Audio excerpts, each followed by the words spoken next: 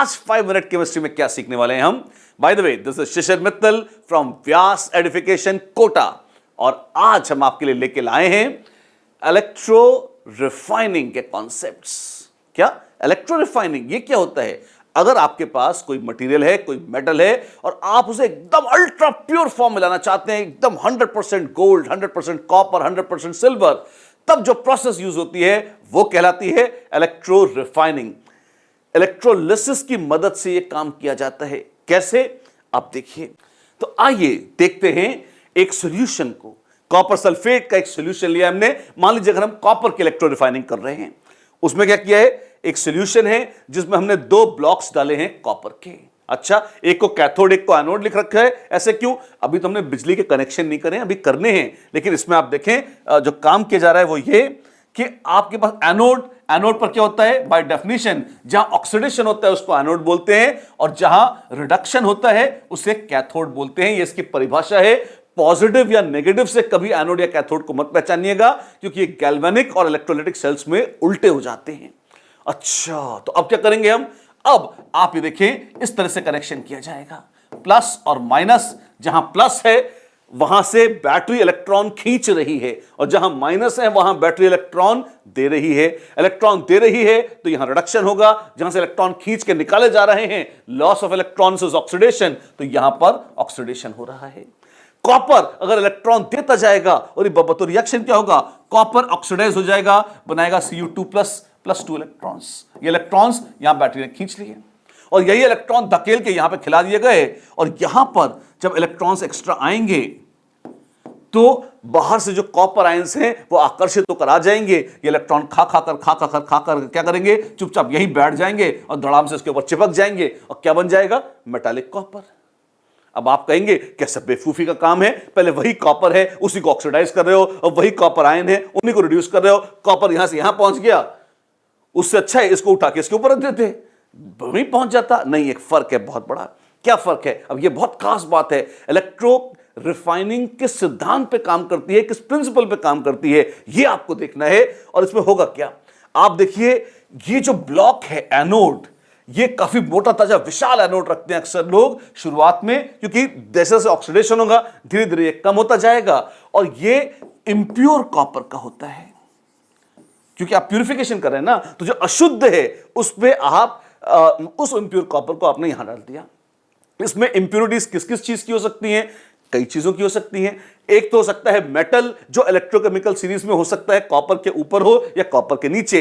एक एग्जांपल, ऊपर वाला मान लीजिए आयरन है और नीचे वाला मान लीजिए सिल्वर है, ऐसा कुछ हो सकता है। ठीक है, अब जैसे जैसे इसका ऑक्सीडेशन होगा, कॉपर तो ऑक्सीडाइज हो ही रहा है क्योंकि बहुत सारा है, सूक्ष्म मात्रा, जरा सी मात्रा, मान लीजिए आधा 1% में थोड़ा सा भी हिस्सा आयरन का है, तो क्या आयरन भी ऑक्सीडाइज होगा?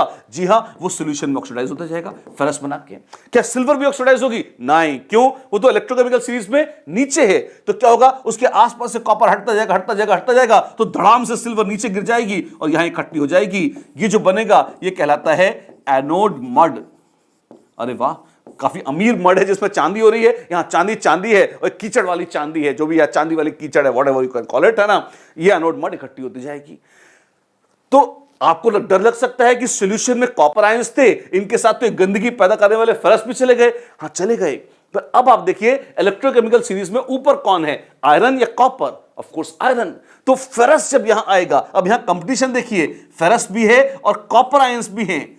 जब रिडक्शन की बारी आएगी तो रिड्यूस कौन होगा? वो रिड्यूस होता है जो इलेक्ट्रोकेमिकल सीरीज में नीचे होता है। अच्छा, तो कॉपर आयंस रिड्यूस हो जाएंगे? जी हां, कॉपर आयंस रिड्यूस होकर धमाधम बना देंगे कॉपर, इसके ऊपर जम जाएंगे। फेरस आयंस वैसे ही सॉल्यूशन में डोलते रह जाएंगे।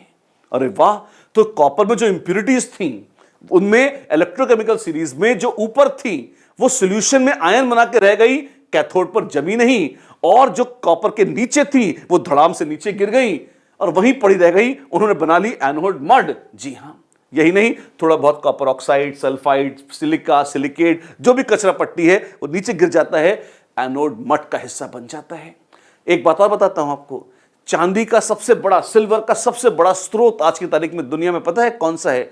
वो उसकी साइनाइड प्रोसेस या दूसरी प्रोसेस नहीं है, इलेक्ट्रो रिफाइनिंग ऑफ कॉपर से, क्योंकि कॉपर बहुत ज्यादा मात्रा में मिलता है, उससे जो सिल्वर मिलती है वही आज की तारीख में मैक्सिमम सोर्स है किसका, नई सिल्वर का, जो हम धरती से एक्सट्रैक्ट करते हैं। तो भाई ये तो थी कौन सी, ये तो थी कहानी हमारे इलेक्ट्रो रिफाइनिंग ऑफ कॉपर की।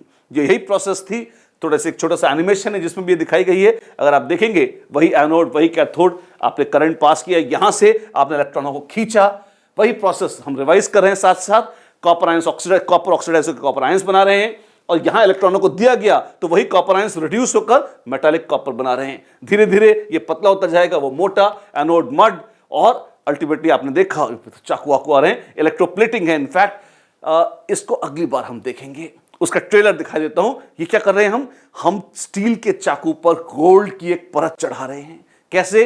इलेक्ट्रोप्लेटिंग की कथा ऑल द रिलेटेड है किससे, इलेक्ट्रो रिफाइनिंग से, लेकिन ये कथा अगली बार के लिए है। आपको आकर्षित करने के लिए ट्रेलर हमने देखो जरूर दिखा दिया, अगली बार इसकी और विस्तार से चर्चा होगी। तब तक आज के दिन क्या करना है, यही कंसेप्ट आपको रिवाइज करना है, अच्छे से दिमाग में रखना है।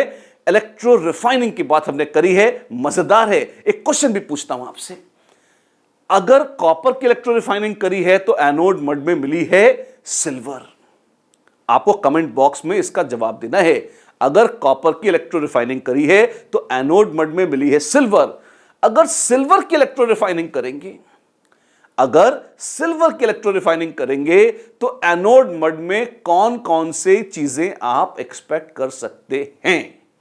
नंबर 1, क्या आप वहां कॉपर एक्सपेक्ट कर सकते हैं? सेकंड, क्या आप वहां आयरन एक्सपेक्ट कर सकते हैं? थर्ड, क्या आप वहां गोल्ड एक्सपेक्ट कर सकते हैं? और फोर्थ, क्या आप वहां सिलिका एक्सपेक्ट कर सकते हैं? आयरन, कॉपर, सिलिका और गोल्ड। 1 और मोर देन 1 करेक्ट आंसर्स भी हो सकते हैं इसके। तो जो जो एक्सपेक्ट कर सकते हैं फटाफट आप कमेंट बॉक्स में लिखें और बताएं, ताकि हम भी देखें कि आपको कितना समझ में आया। लॉजिक से हो जाएगा क्वेश्चन, जी हां, जो हमने समझाया है अगर लॉजिक लगाएंगे तो मजे से इसको एक्सटेंड कर सकते हैं और मजे से इसको सॉल्व कर सकते हैं। सोचते रहिए, लिखते रहिए। सॉल्यूशन कहां मिलेगा बता दूंगा आपको, पर एक बार कमेंट बॉक्स में आइए तो सही। तब तक के लिए enjoy your day, have a great time, bye bye, have fun. अगर आपको केमिस्ट्री इंप्रूव करनी है, नीचे दिए गए लिंक पर क्लिक कीजिए और डिटेल्स फाइंड आउट कीजिए एंड गेट कनेक्टेड।